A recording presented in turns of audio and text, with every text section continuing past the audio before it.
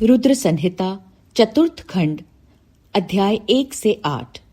देवताओं द्वारा स्कंद का शिव पार्वती के पास लाया जाना, उनका लाड प्यार, देवों के मांगने पर शिवजी का उन्हें तारक वध के लिए स्वामी कार्तिकेय को देना, कुमार की अध्यक्षता में देव सेना का प्रस्थान, महिसागर संगम पर तारकासुर का आना और दोनों सेनाओं में मुठभेड़, वीरभद्र का तारक के साथ घोर संग्राम, पुनः श्रीहरि और तारक में भयानक युद्ध।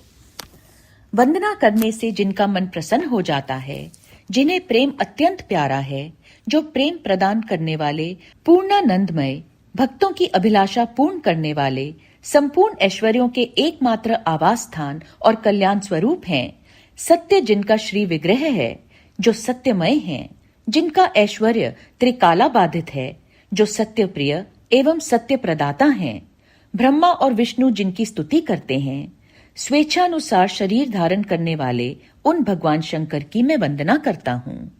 श्री नारद जी ने पूछा, देवताओं का मंगल करने वाले देव, परमात्मा शिव तो सर्वसमर्थ हैं। आत्मा राम होकर भी उन्होंने जिस पुत्र की उत्पत्ति के लिए पार्वती के साथ विवाह किया था, उनके वह पुत्र किस प्रकार उत्पन्न हुए तथा तारकासुर का वध कैसे हुआ?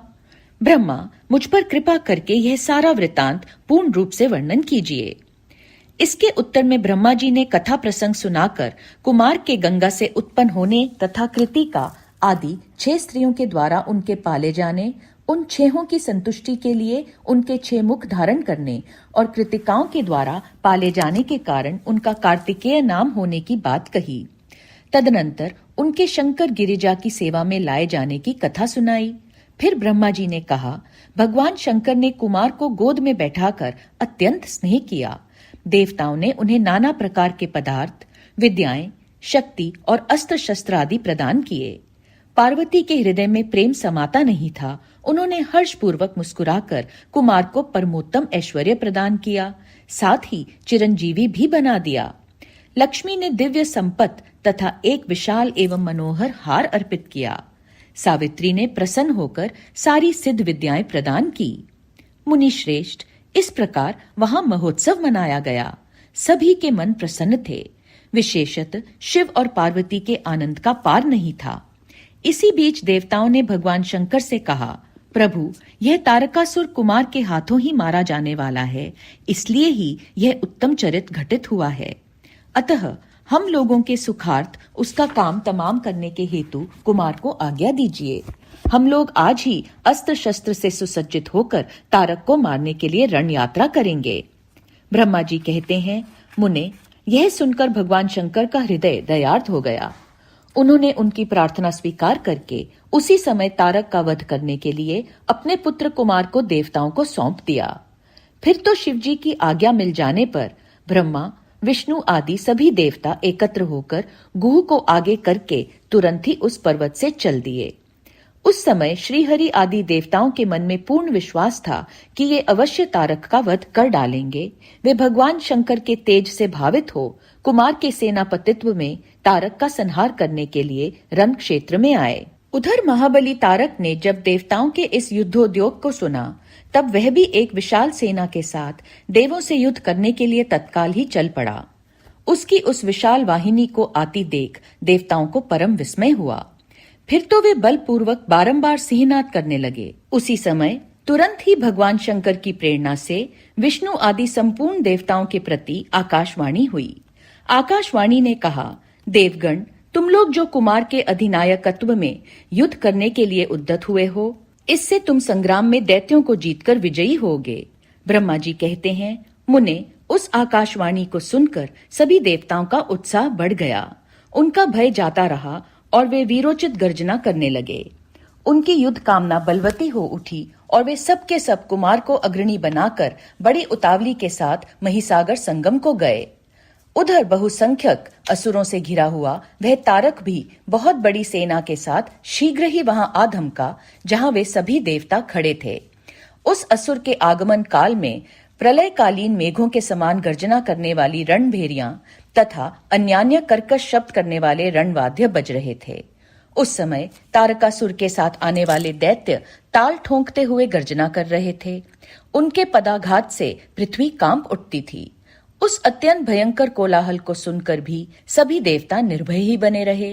वे एक साथ मिलकर तारकासुर से लोहा लेने के लिए डटकर खड़े हो गए। उस समय देवराज इंद्र कुमार को गजराज पर बैठाकर सबसे आगे खड़े हुए।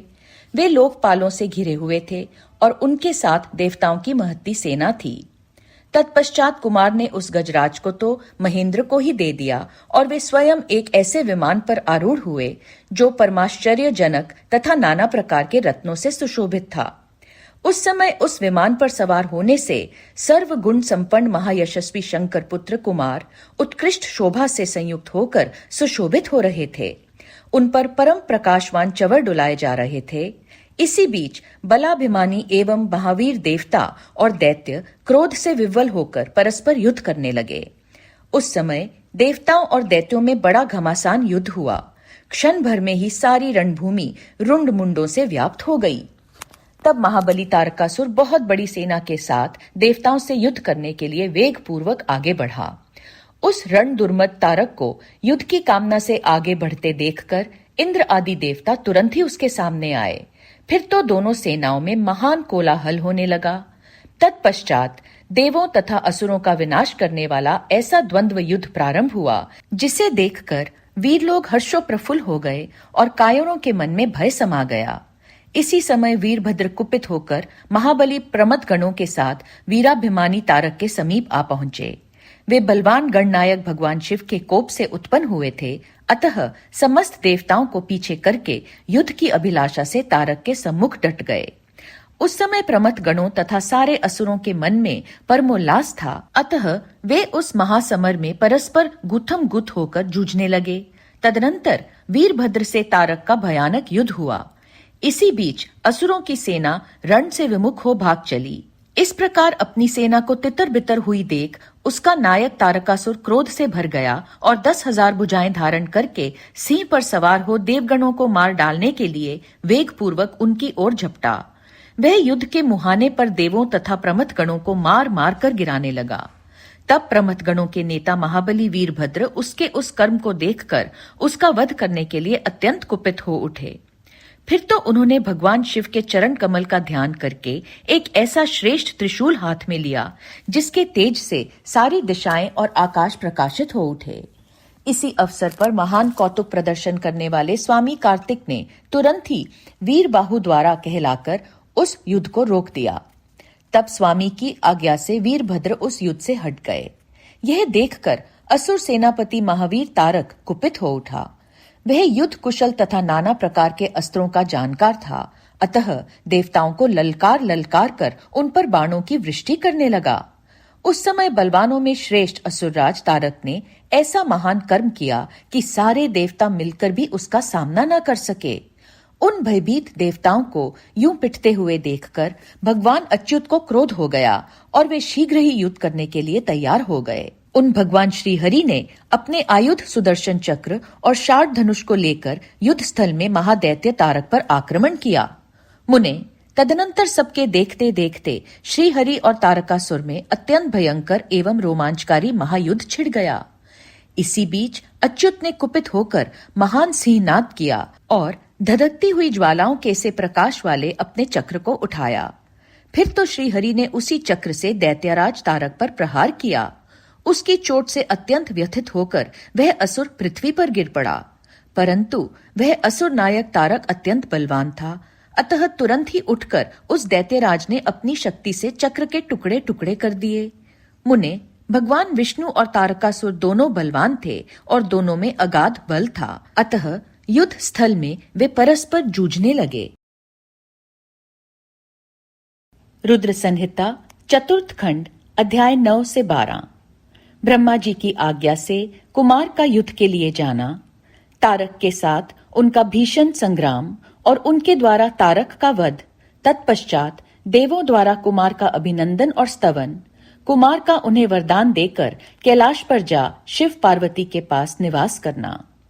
तब ब्रह्मा जी ने कहा, शंकर सुवन स्वामी कार्तिक, तुम तो देवाधिदेव हो। पार्वती सुत, विष्णु और तारकासुर का यह व्यर्थ युद्ध शोभा नहीं दे रहा है, क्योंकि विष्णु के हाथों इस तारक की मृत्यु नहीं होगी।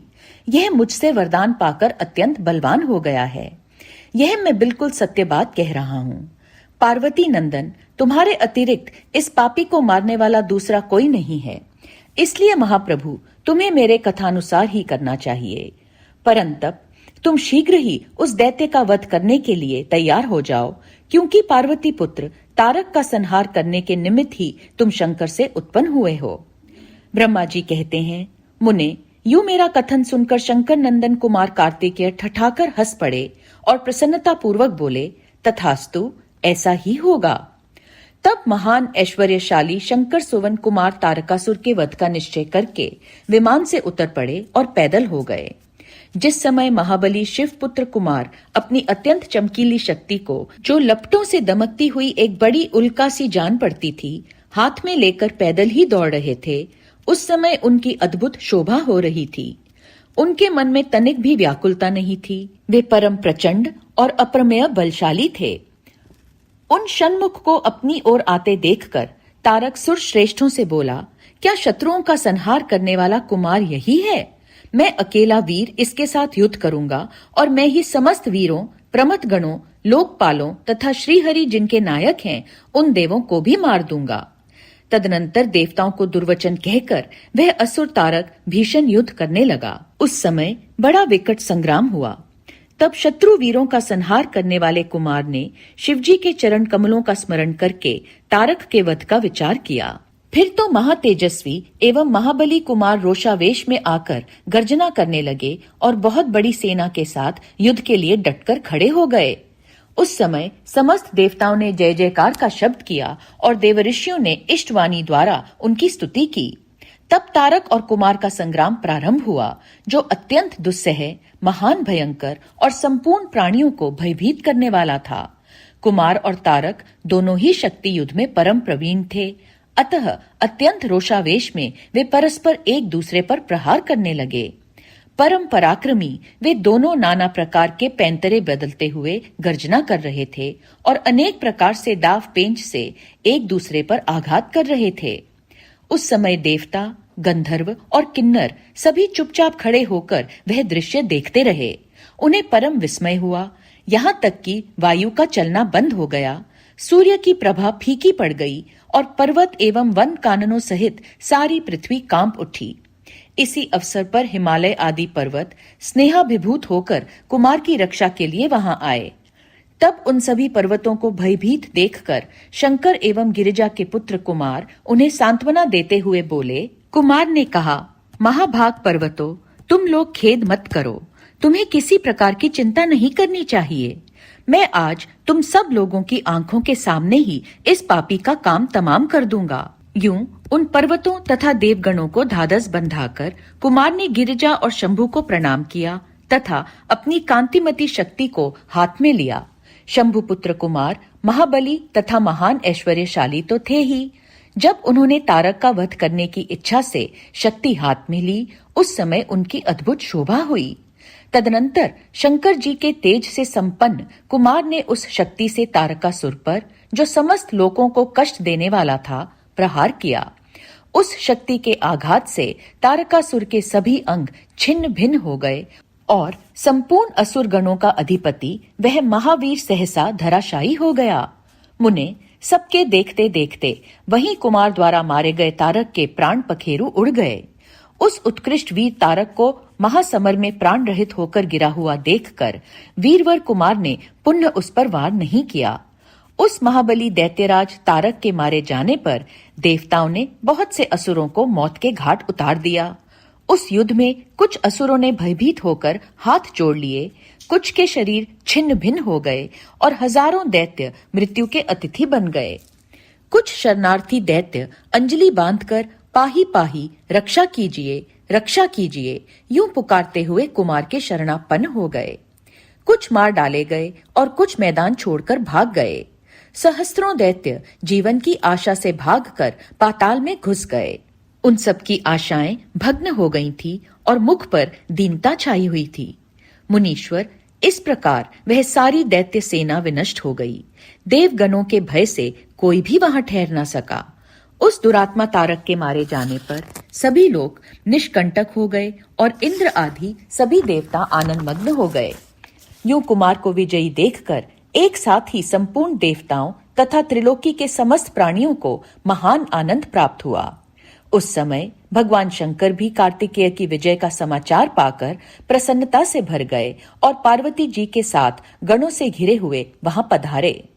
तब जिनके हृदय में स्नेह समाता नहीं था, वे पार्वती जी परम प्रेम पूर्वक सूर्य के समान तेजस्वी अपने पुत्र कुमार को अपनी गोद में लेकर लाड प्यार करने लगी।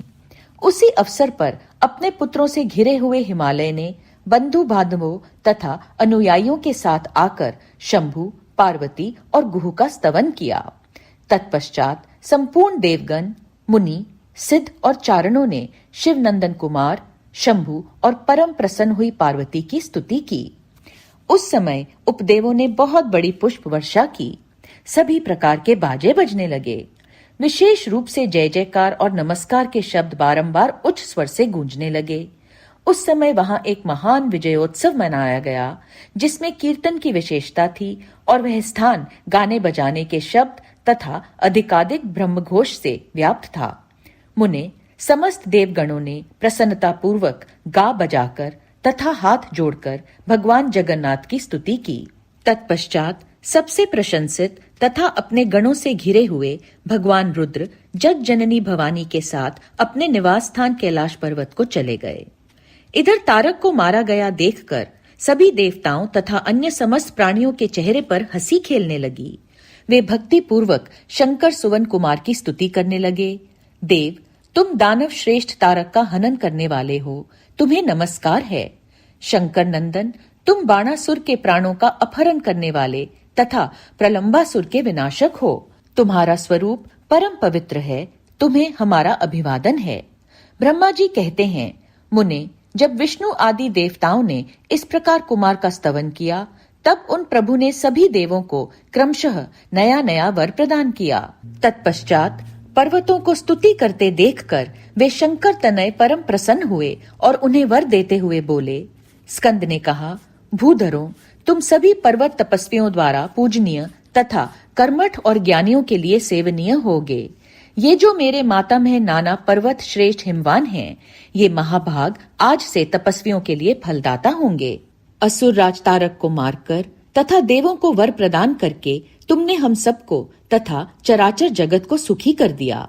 अब तुम्हें परम प्रसन्नता पूर्वक अपने माता पिता पार्वती और शंकर का दर्शन करने के लिए शिव के निवासभूत कैलाश पर चलना चाहिए।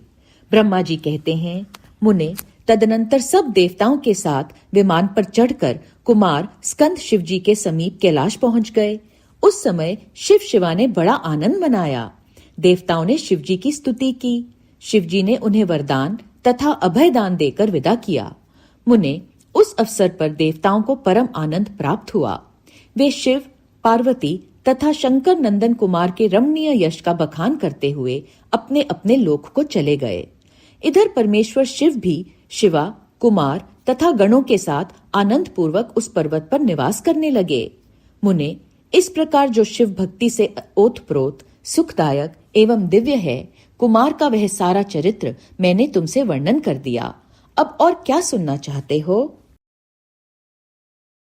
रुद्र संहिता चतुर्थ खंड अध्याय 13 से 18। शिवा का अपनी मैल से गणेश को उत्पन्न करके द्वारपाल पद पर नियुक्त करना। गणेश द्वारा शिवजी के रोके जाने पर उनका शिव गणों के साथ भयंकर संग्राम। शिवजी द्वारा गणेश का शीर्ष छेदन। कुपित हुई शिवा का शक्तियों को उत्पन्न करना और उनके द्वारा प्रलय मचाया जाना। देवताओं और ऋषियों का स्तवन द्वारा पार्वती को प्रसन्न करना। उनके द्वारा पुत्र को जिलाए जाने की बात कही जाने पर शिवजी के आज्ञानुसार हाथी का सिर लाया जाना और उसे गणेश के धड़ से जोड़कर उन्हें जीवित करना। सूत जी कहते हैं, तारकारी कुमार के उत्तम एवं अद्भुत वृतांत को सुनकर नारद जी को बड़ी प्रसन्नता हुई। उन्होंने पुण्य प्रेम पूर्वक ब्रह्मा जी से पूछा। नारद जी बोले, देव देव, आप तो शिव संबंधी ज्ञान के अथाह सागर हैं। प्रजानाथ, मैंने स्वामी कार्तिक के सदवृतांत को, जो अमृत से भी उत्तम है, सुन लिया। अब गणेश जी का उत्तम चरित्र सुनना चाहता हूँ।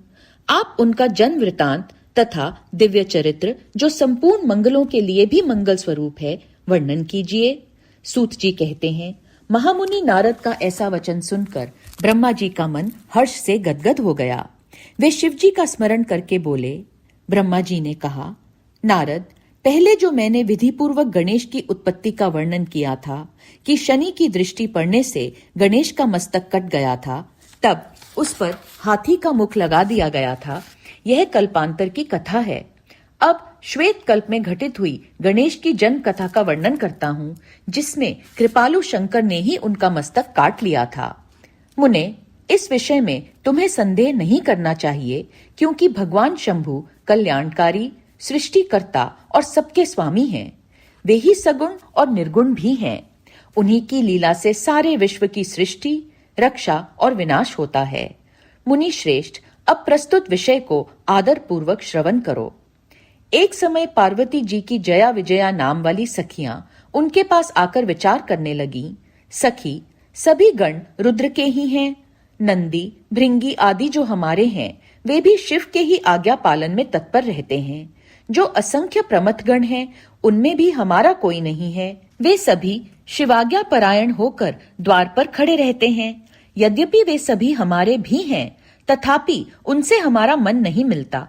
अतः पाप रहिते आपको भी हमारे लिए एक गण की रचना करनी चाहिए। ब्रह्मा जी कहते हैं, मुने, जब सखियों ने पार्वती जी से ऐसा सुंदर वचन कहा, तब उन्होंने उसे हितकारक माना और वैसा करने का विचार भी किया। तदनंतर किसी समय जब पार्वती जी स्नान कर रही थी, तब सदाशिव नंदी को डरा धमकाकर घर के भीतर चले आए। शंकर जी को आते देखकर स्नान करती हुई जग जननी पार्वती उठकर खड़ी हो गईं। उस समय उनको बड़ी लज्जा आई। वे आश्चर्यचकित हो गईं। उस अवसर पर उन्होंने सखियों के वचन को हितकारक तथा सुखप्रद माना।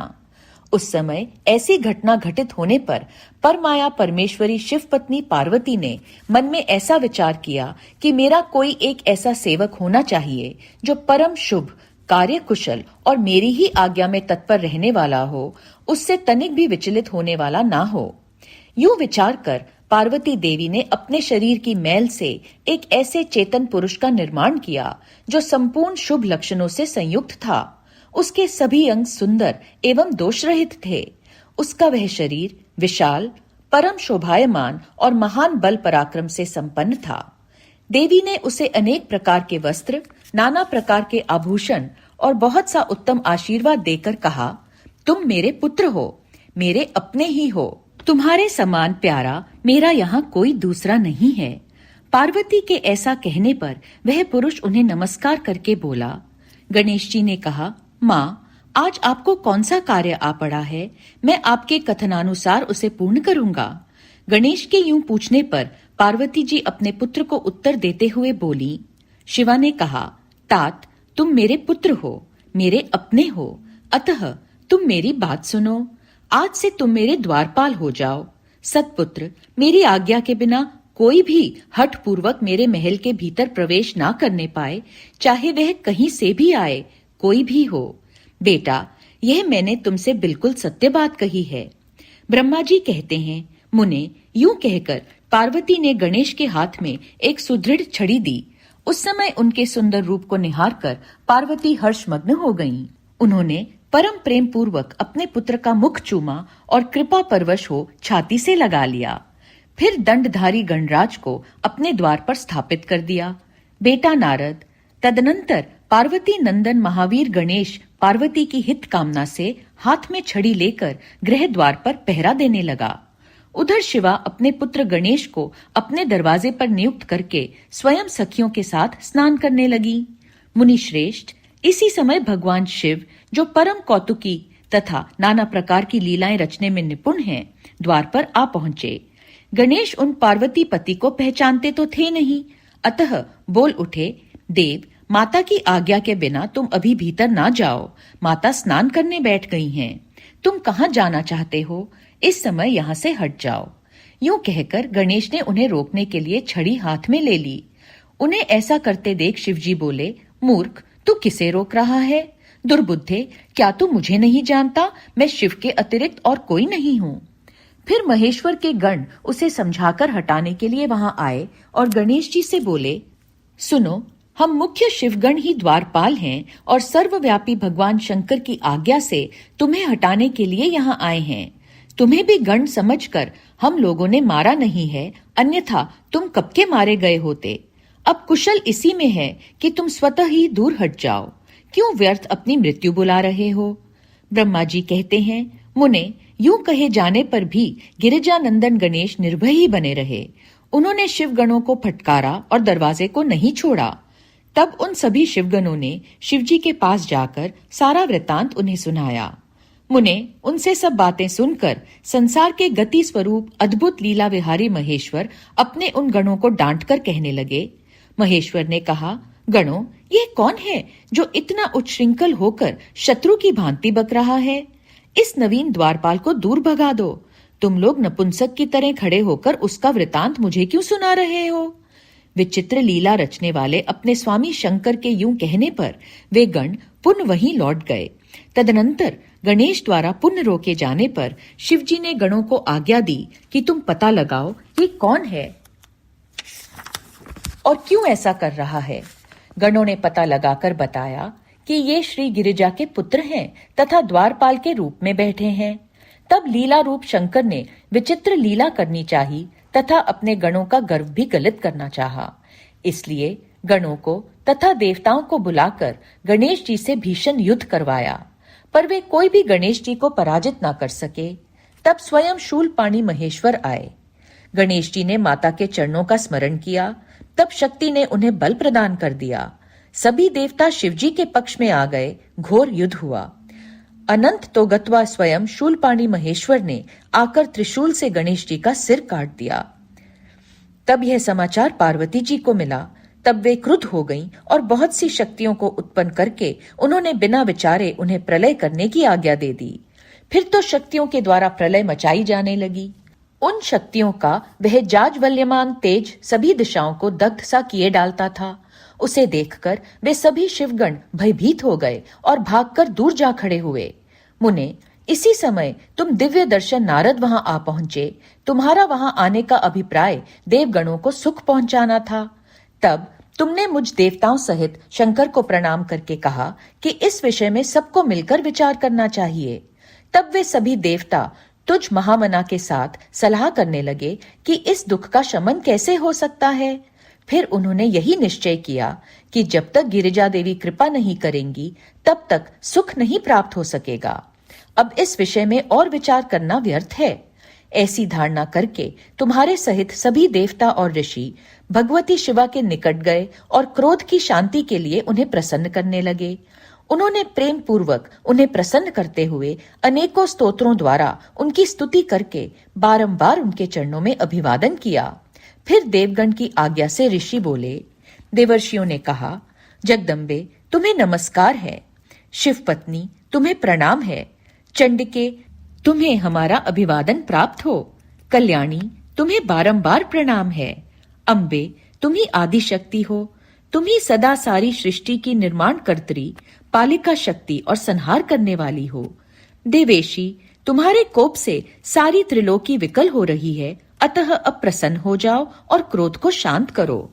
देवी, हम लोग तुम्हारे चरणों में मस्तक झुकाते हैं। ब्रह्मा जी कहते हैं, नारद, यूं तुम सभी ऋषियों द्वारा स्तुति किए जाने पर भी परादेवी पार्वती ने उनकी ओर क्रोध भरी दृष्टि से ही देखा, किंतु कुछ कहा नहीं। तब उन ऋषियों ने पुनः उनके चरण कमलों में सिर झुकाया और भक्ति पूर्वक हाथ जोड़कर पार्वती जी से निवेदन किया।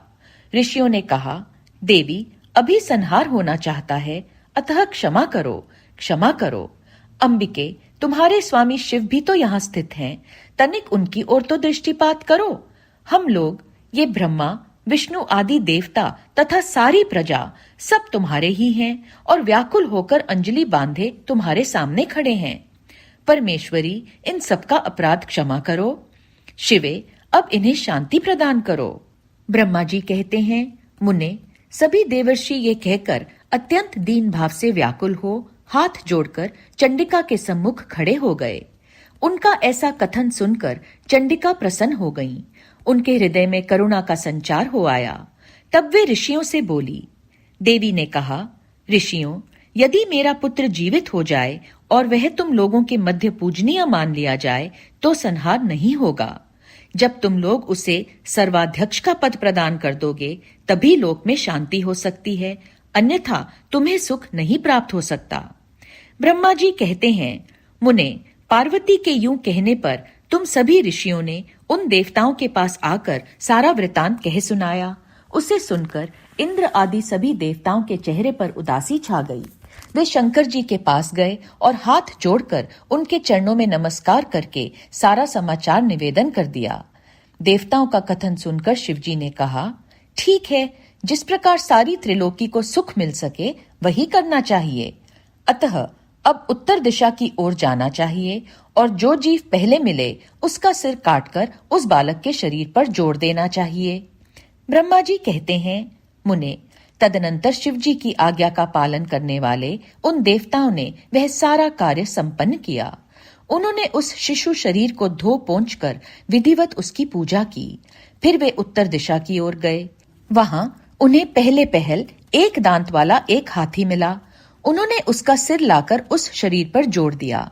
हाथी के उस सिर को संयुक्त कर देने के पश्चात सभी देवताओं ने भगवान शिव आदि को प्रणाम करके कहा कि हम लोगों ने अपना काम पूरा कर दिया, अब जो करना शेष है उसे आप लोग पूर्ण करें। ब्रह्मा जी कहते हैं, तब शिवाज्ञा पालन संबंधिनी देवताओं की बात सुनकर सभी देवों और पार्षदों को महान आनंद हुआ। तत्पश्चात ब्रह्मा, विष्णु आदि सभी देवता अपने स्वामी निर्गुण स्वरूप भगवान शंकर को प्रणाम करके बोले, स्वामिन, आप महात्मा के जिस तेज से हम सभी उत्पन्न हुए हैं, आपका वही तेज वेद मंत्र के अभियोग से इस बालक में प्रवेश करे। इस प्रकार सभी देवताओं ने मिलकर मंत्र द्वारा जल को अभिमंत्रित किया। फिर शिवजी का स्मरण करके उस उत्तम जल को बालक के शरीर पर छिड़क दिया। उस जल का स्पर्श होते ही वह बालक शिवेच्छा से शीघ्र ही चेतना युक्त होकर जीवित हो गया और सोए हुए की तरह उठ बैठा। वह सौभाग्यशाली बालक अत्यंत सुंदर था। उसका मुख हाथी का सा था, शरीर का रंग हरा लाल था, चेहरे पर प्रसन्नता खेल रही थी। उसकी आकृति कमनीय थी और उसकी सुंदर प्रभा फैल रही थी। मुनीश्वर पार्वती नंदन उस बालक को जीवित देखकर वहां उपस्थित सभी लोग आनंद मग्न हो गए और सारा दुख विलीन हो गया। तब हर्ष विभोर होकर सभी लोगों ने उस बालक को पार्वती जी को दिखाया। अपने पुत्र को जीवित देखकर पार्वती जी परम प्रसन्न हुई। ओम नमः शिवाय, ओम नमः शिवाय, ओम नमः शिवाय।